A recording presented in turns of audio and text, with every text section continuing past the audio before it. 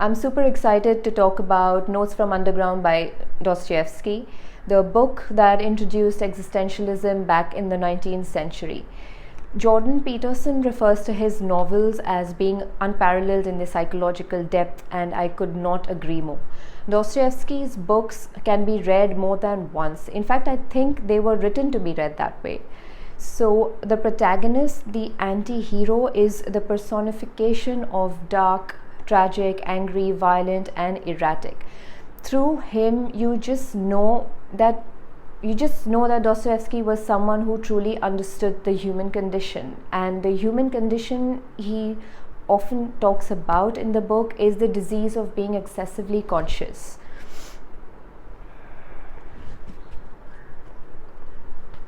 The pleasure I experienced came directly from being too vividly aware of my own degradation, from the feeling of having gone too far, that it was foul but that it couldn't be otherwise, that there's no way out for you, that you'd never make yourself a different person, that even if there remained enough time and faith to change yourself into something different, you most probably wouldn't want to change yourself.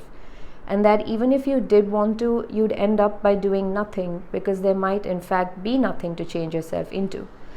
But finally, and most importantly, all this proceeds from the normal fundamental laws of heightened consciousness, and from the inertia which is the direct result of those laws. And therefore, not only could you not change yourself, you'd simply do nothing at all.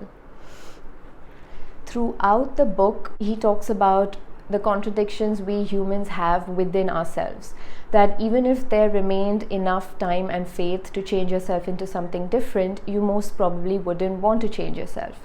The protagonist himself believes that he can only avenge himself out of spite, but at the same time he doesn't even feel any spite. That his spite, as a result of the nature of consciousness, is subject to chemical decomposition. So you end up despising yourself for having knowingly deceived yourself that way. Dostoevsky's theory of this contradictory human behavior is also made obvious when the protagonist talks about spending most of his time reading. He reads to stifle all that constantly boils up inside his head through external reality.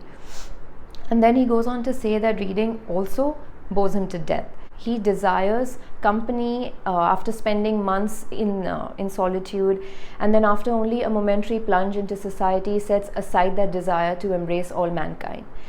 Dostoevsky's reasoning that humankind's greatest invented misfortune is suffering hits the nail right on the head, because he believed that we would not exchange suffering for any gratification whatsoever, because man, whoever he may be, has always and everywhere preferred to act as he chooses, and not at all as his reason or personal advantage dictate. The protagonist, who is the embodiment of Dostoevsky's ideologies as a result of his wrongful imprisonment for 4 years and then another 6 years of exiled military service, he labels reasoning as a good thing only so long as it satisfies the rational faculty. Volition, that's free will, on the other hand, is a materialization of the whole of life together with reason. What does reason know? Reason only knows what it has managed to discover. The rest perhaps it will never discover. That's little comfort, but why not say it outright? Whereas human nature acts as a whole, with everything it comprises, conscious or unconscious. It may talk nonsense, yet it lives. Then the second half of the novel consists of the protagonist's ego-driven, confused, and almost tragic and depressing escapades with fellow humans. To be more specific, he decides to meet a group of his old school friends who don't like him, which isn't such a revelation. But the feeling is mutual because he despises each one of them to the point of hatred. So then why does he go to meet them?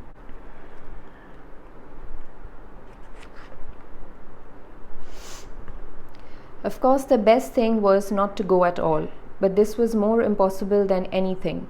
Once I had got the idea in my head, I was totally committed. For the rest of my life, I would have taunted myself. You got cold feet, you were frightened of reality, yes, you got cold feet. But no, I dearly wanted to show that riffraff that I wasn't such a coward as I myself imagined. What's more, in my most violent paroxysm of feverish cowardice, I still dreamed of gaining the upper hand, making mincemeat of them, winning them over, forcing them to like me. Well, if only for the loftiness of my thoughts and undeniable wit. They would desert Zverkov. Now, this is one of his old friends who he happens to dislike the most. And he would take a back seat, silent and ashamed, and I would crush him. Later, perhaps, I might make it up with him and drink with him as an intimate friend. But the most galling and most hurtful thing for me was that even then, I knew this without any shadow of doubt.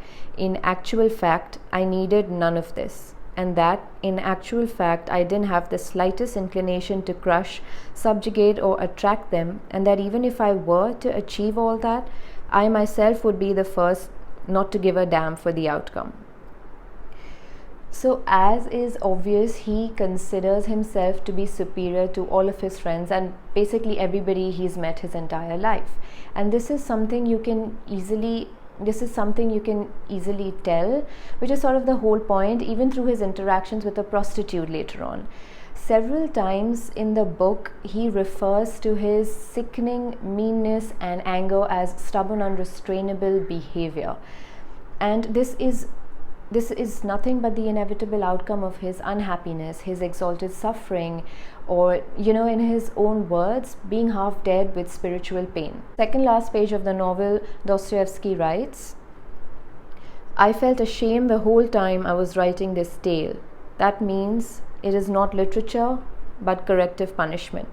For example, telling a long story about how I missed out on life in my corner through moral decay, through lack of human contact, through losing the habit of living, and through my narcissistic underground spite. God, that's of no interest. So you see that these are just someone else's distorted, damaged thoughts and reality. And the reason I'm mentioning this is that as a reader, it's important to not get sucked into it all and start to despise existence and humanity. My sister sort of reminded me that books like these should be read for knowledge and knowledge alone. There's no compulsion to read, to apply everything you read or even most of what you read to your life. This text was written in the 19th century by someone whose reality was completely different from ours right now. Agreed that there may be some similarities between then and now, but holding on to that shared perspective isn't going to get us anywhere at this point. Rational egoism is indeed a dangerous thing. We as humans are constantly confused and even spiteful to a certain extent, but then the urge to be rational also exists within us. So if you want to take away something from this book, then let it be that. So, be random, be confused, be many-sided, be whoever you want to be, because I strongly believe that is the very nature of being. Just don't try to mimic all that philosophy dictates. So that's about it for now. Just so you know, my sister has reviewed Crime and Punishment, so you may want to check that out as well. She has read all of his works, I think, so she offers a much deeper insight. I, on the other hand, am just on my way to get there, because to be honest, I was always skeptical about reading Dostoevsky's books because I always found them very intimidating. So if you haven't read any of his novels yet, then I highly recommend starting with Notes from Underground, and then you can read The Double, which I did, and I think I'll be talking about that book in my next video. For now, this is it. I hope you enjoyed watching the video and hopefully buy the book right away to shift some perspectives in the brain. The book is very gloomy, but it happens to be one of the best classics for all the right reasons. I'll see you at the next video then.